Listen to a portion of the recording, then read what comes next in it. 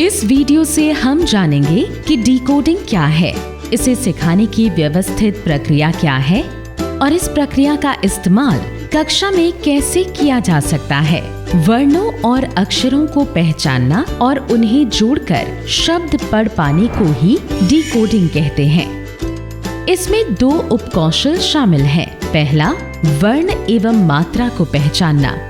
दूसरा, इन वर्णों एवं मात्राओं को जोड़कर शब्द पढ़ना। डिकोडिंग सिखाने के 2 तरीके होते हैं। पहला, पारंपरिक तरीका।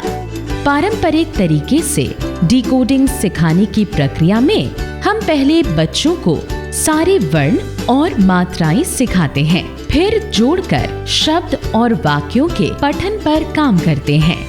वहीं व्यवस्थित तरीके से डिकोडिंग सिखाने की प्रक्रिया में पहले हम ऐसे वर्णों और अक्षरों के समूह सिखाते हैं जिनसे बहुत सारे शब्द बन सके। फिर बच्चों के साथ शब्द पठन का अभ्यास किया जाता है। इसके बाद इसी प्रक्रिया को नए वर्ण अक्षरों के समूहों के साथ दोहराया जाता है।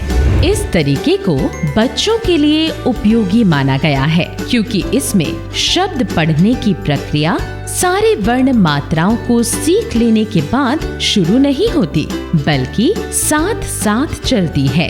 इससे बच्चे डिकोडिंग सीखने की प्रक्रिया से शुरुआत से ही अर्थपूर्ण तरीके से जुड़ जाते हैं। आइए अब देखते हैं कि कक्षा में डिकोडिंग की प्रक्रिया कैसे करवाई जा सकती है। पहले मैं बच्चों को एक शब्द देती हूँ और मौखिक रूप से उस शब्द की ध्वनियों के तोड़ने और जोड़ने का अभ्यास कराती हूँ। फिर मैं बच्चों से उसकी पहली ध्वनि पूछती हूँ। उसके बाद मैं वह शब्द बोर्ड पर लिखती हूँ और वर्ण पर गोला लगाती हूँ।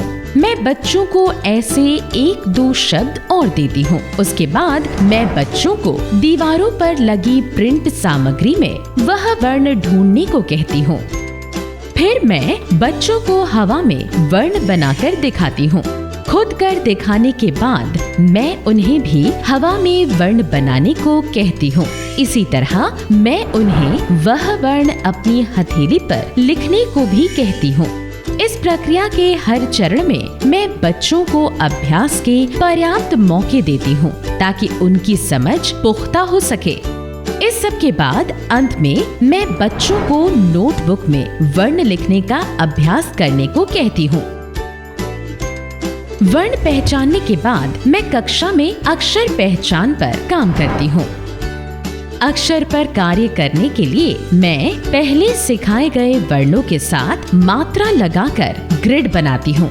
इन्हें मैं 2 से 3 बार बोलती हूँ और बच्चे मेरे पीछे पीछे बोलते हैं, जैसे ग, गा, ल, ला, न, ना। फिर मैं बच्चों को जोड़ों या समूहों में बांटती हूँ और बच्चों को ग्रिड देखकर पढ़ने को कहती हूँ। अगर बच्चे कभी गलती करते हैं तो मैं उसे सुधारने में उनकी मदद करती हूँ।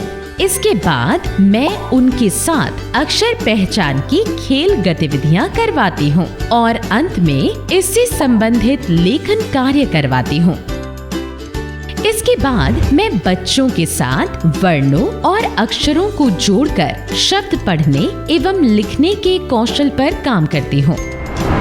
पहले मैं बॉक्स बनाकर उसमें अक्षरों को अलग अलग करके लिखती हूँ।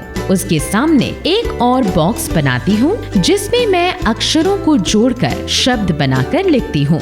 फिर मैं बच्चों को दिए गए शब्दों को पहले अक्षर दर अक्षर पढ़ने को कहती हूँ और फिर जोड़कर शब्द की तरह पढ़ने को कहती हूँ, जैसे ना, ला, नाला। ऐसे 2-3 शब्दों के साथ करने के बाद मैं बच्चों को किताब से जोड़ों में बारी बारी से पढ़ने को कहती हूँ। अंत में मैं बच्चों को इससे संबंधित लेखन के अभ्यास देती हूँ।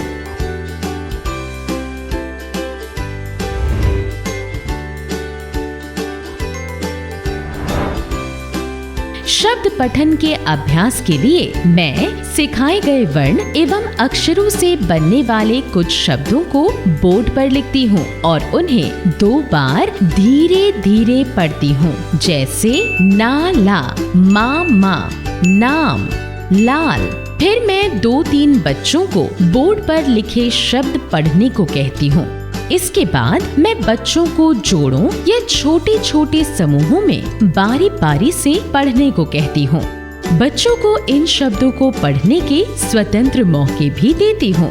जरूरत पड़ने पर मैं बच्चों की मदद करती हूँ और शब्द पठन से संबंधित कुछ खेल गतिविधियाँ भी करवाती हूँ।